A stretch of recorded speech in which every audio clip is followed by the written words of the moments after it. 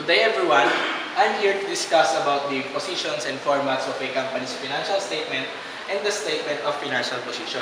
So, at the end of this discussion, we are be able to discuss the proper positions and formats of a company's financial statement and to illustrate on how to create a proper statement of financial positions. Here are some of my references.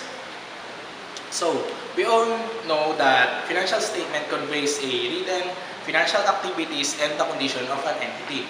So, financial statement is composed of 5 types. First is the statement of financial position, the statement of comprehensive income, third is cash flow, fourth is statement of owner's equity, and the fifth is notes to financial statements.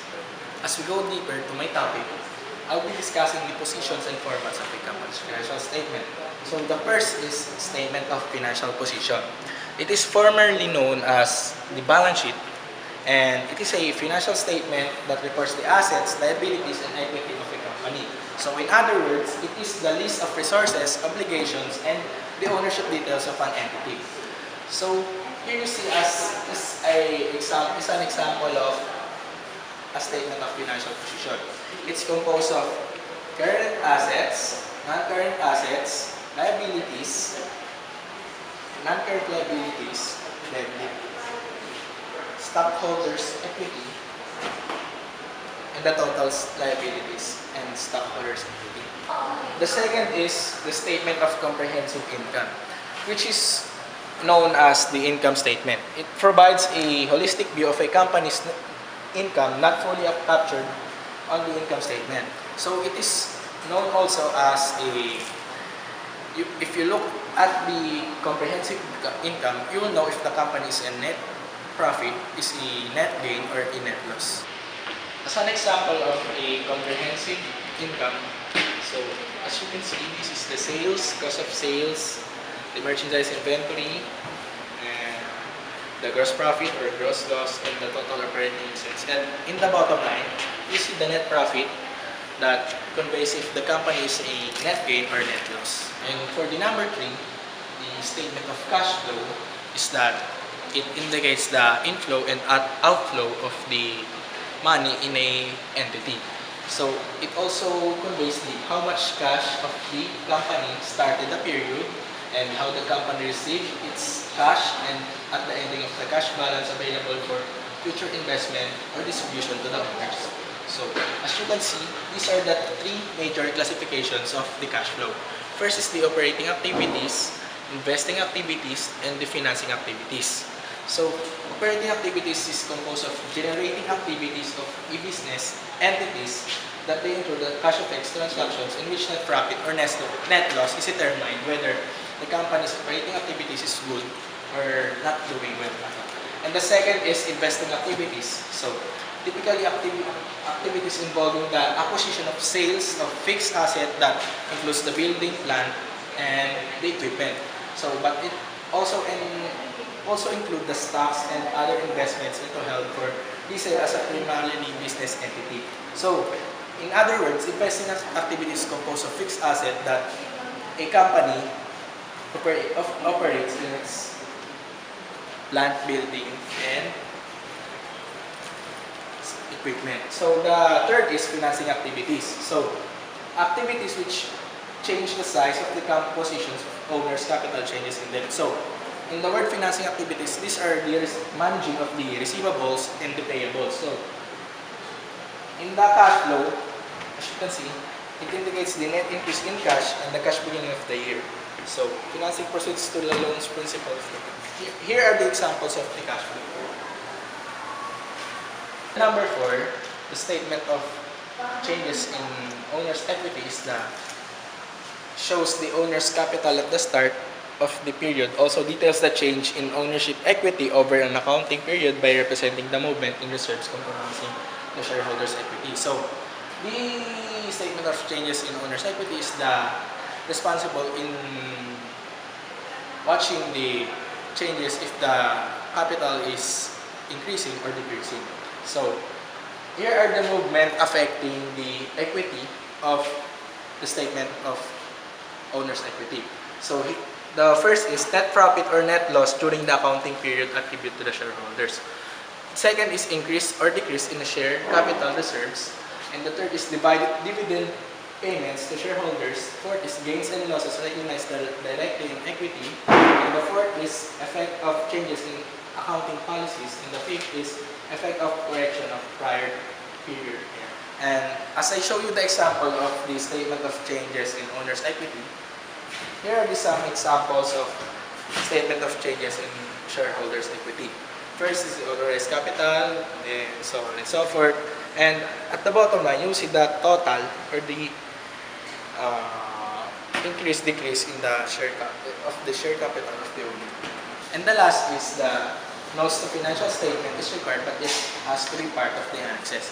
Because it is an integral part of a company's external financial statements, they are necessarily, because not all numbers in the financial statement are relevant. So if you're going to look at the notes to financial statement, the notes to financial statement will provide relevant information about the financial statement, whether the numbers in the financial statement are real or not. As an example of notes to financial statement, here are the breakdowns of the account titles in the financial statement. So it is arranged by the most liquid to least liquid assets. So in the summary, my report discussed about the positions and formats of the statement of financial position. Second is the comprehensive income. Third is the cash flow. Then the statement of owner's equity. And the final is the notes to financial statement. As a breakdown to the statement of financial position, here are the format on how to create a proper statement of financial position. First is the assets is equals to liabilities plus the owner's equity. So what are the components of the assets? So here we go at the asset section. So assets are the resources that company can use to create goods or provide services and generate revenues. So there are two sub categories of the assets. First is the current and the non-current. So what is current assets? Current assets includes cash, accounts receivable, and inventory. So inventory is a balance include goods that are held for the sales in the ordinary course of the business. So the second is the trade receivables include the amounts that are recoverable from the customers on their credit sales. So cash and cash equivalents include the cash in hand along with any short-term investment that are readily convertible into known amounts of the cash. So meaning that cash and cash equivalents is a assets that is readily convertible into cash. And non-current assets, these assets last longer than 1 year and can be used to the benefit of the company beyond the current period. So it means that it may be exceed into 12 months, and the example of the most non-current assets, the property, plant, and equipment. So here we go at the liability section. So liability must be classified in the statement of financial position as a current or non-current depending on the duration over which the entity intends to settle the liability. So here are the components of the liability and the subsidiary of the non-current and the current liabilities. Trade and other payables. So meaning that these are the company's purchases in their credits. So, and the second is the short-term borrowings.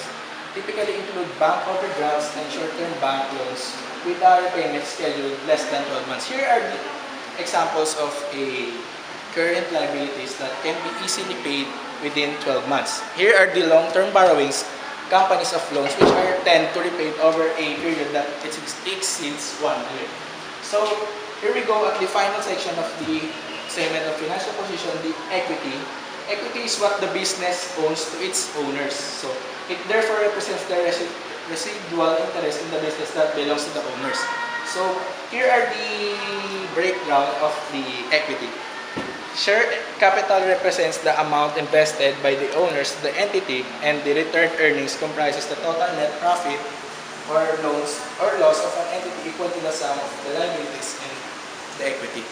So have you ever think about why is it the statement of financial position balance? So here is the rationale of the statement of financial position.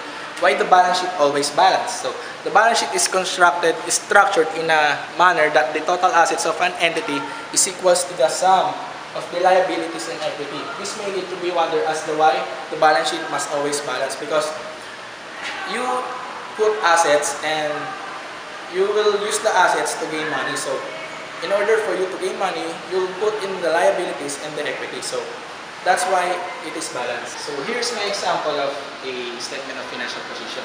First is that you must indicate the name of the company and the statement of financial position, and the third is the date of the financial statement.